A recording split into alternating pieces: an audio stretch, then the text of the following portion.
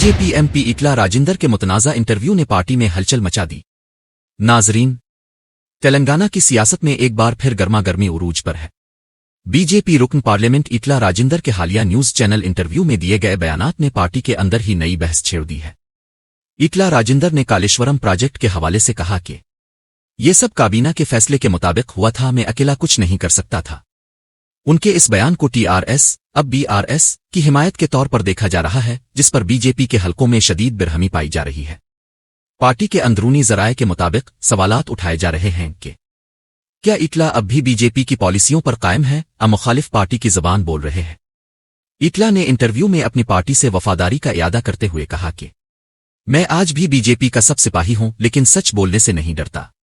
ایسے وقت میں جب تلنگانہ میں سیاسی گرماہٹ بڑھ رہی ہے، اٹلا جیسے سینئر لیڈر کے بیانات بی جے پی کی اندرونی صفوں میں کھلبلی مچا رہے ہیں۔ تلنگانہ سیاست کی ہر اپڈیٹ اور اندرونی کہانی جاننے کے لیے ابھی ہمارے اردو نیوز چینل کو سبسکرائب کریں۔